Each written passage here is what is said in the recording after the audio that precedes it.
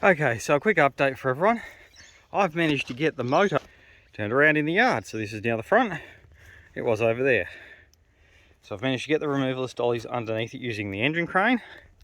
And now I'm slowly inching it wheel by wheel back to the shed. Because what I've done accidentally is put the dollies slightly too far back. So she's forward loaded. So as soon as I try and push her forward, she just tips over and falls on your foot, which isn't ideal. So yeah, now I'm slowly wheeling her to the shed, and hopefully I might even be able to get the ute up and get this in underneath her in the engine bay. I've still got to pull the K-frame out of the ute though, so I'll get this over to the door and see from there. Now let's be fair, if you're going to pull apart a car, you desperately need to get yourself an impact gun. So these are 17 mils. Look at that. Oh, look at all that lovely engine oil that's everywhere in this car. So essentially I've got the 2 bolts on either side that are on these braces of the K-frame. There's a couple more up underneath, and the K-frame should fall out. Hopefully not on my head like the exhaust did. Yeah, it's actually quite hard to do one-handed, but this is an idea of how tight these bolts originally were.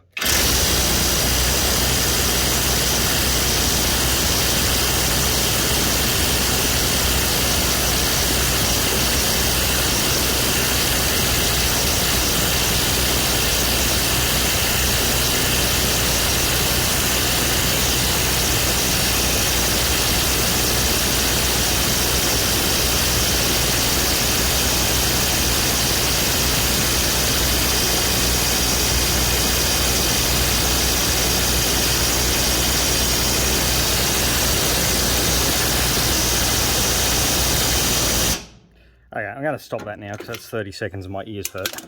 But yeah, this is the problem with working on old petrol cars, is oil gets everywhere and just gunks shit up.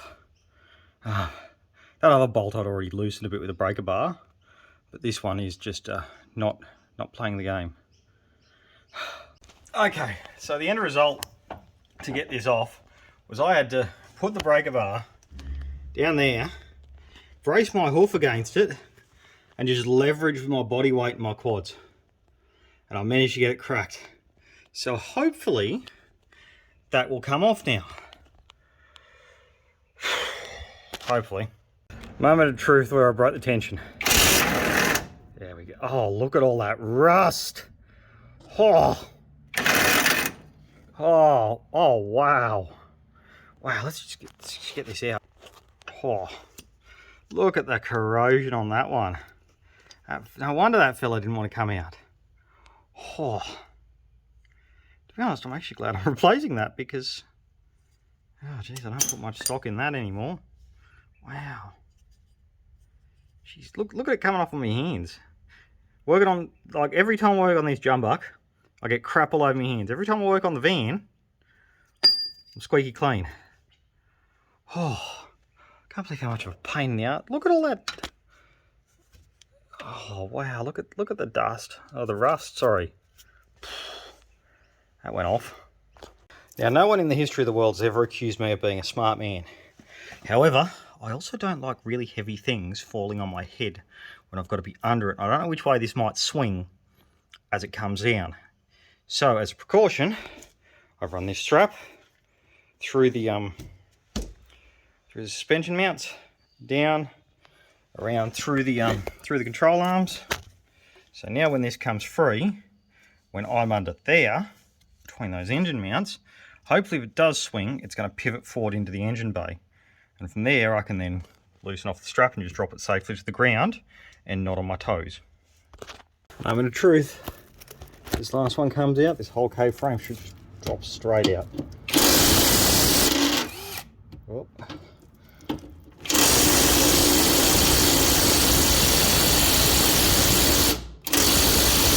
Oh, of course the last bolt's going to be seized. Oh, damn it. Oh, that's all everything on this side is seized. Maybe Maybe there's a reason for that. Oh, jeez, I'm not going to get that. Oh, bloody hell, that one is on tight. I'll put this one back in and put him back up and see if I can crack this one.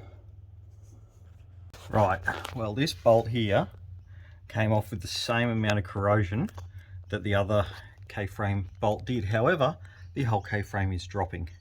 So this is the fun part.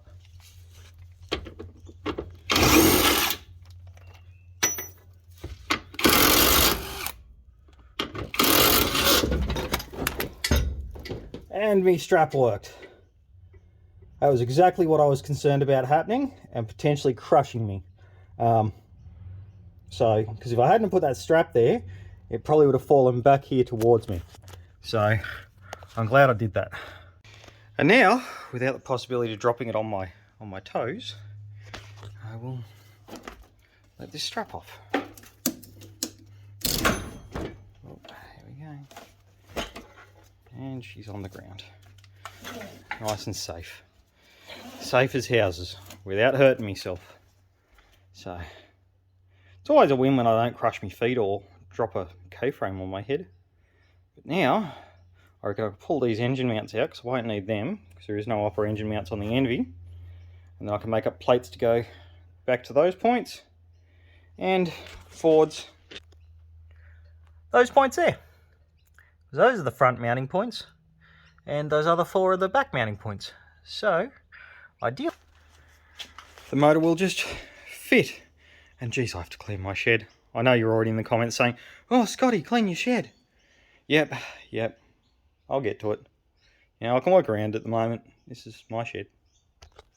And this is why you double check that everything is 100% disconnected before you start to pull stuff out. Oh, you're going to be a tough one, aren't you? There we go. Oh, gotcha. There should be no bloody fluid in there, except for those couple little drops.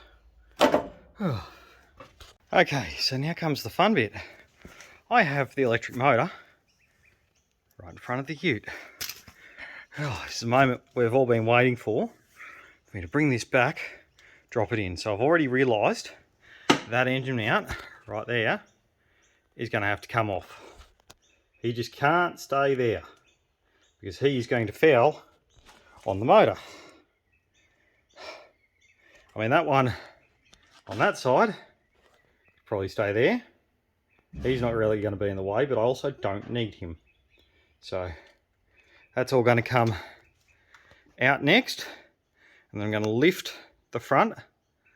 Might use the engine crane, lift the front, lift the jack stands higher, get it all high enough, wheel the motor in underneath, and then get the engine crane back in, remove the jack stands, and very slowly lower and line the strut tops up and just finger tight them in.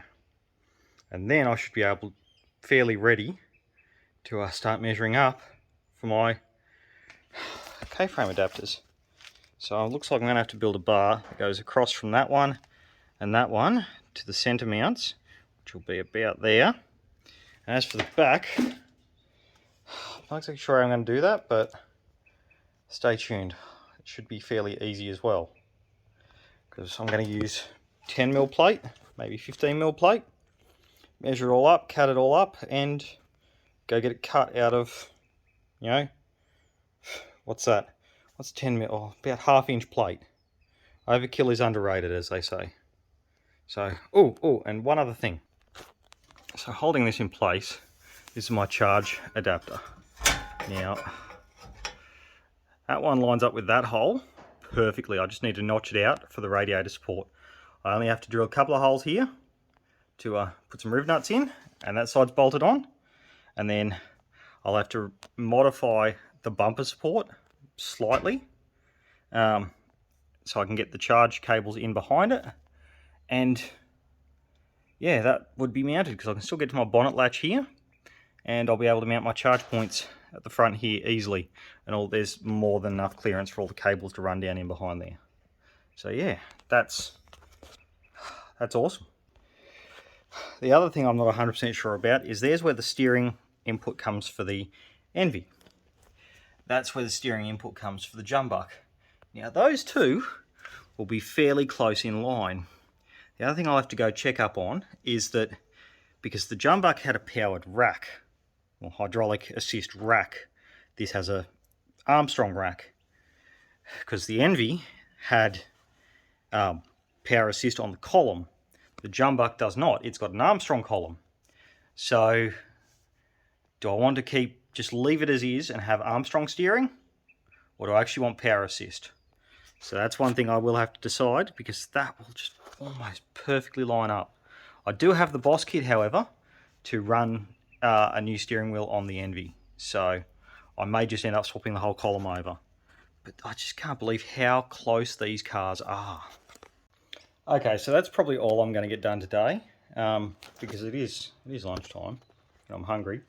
And this next part is going to be a lot of moving parts, lifting the car, getting the motor in underneath it, all that sort of stuff. So what I want to do is just wait until I've got someone to come over and help me, and then I'll have a second set of hands, second set of eyes, and I won't drop a car on myself, which is always a genuine concern when you're doing this sort of stuff.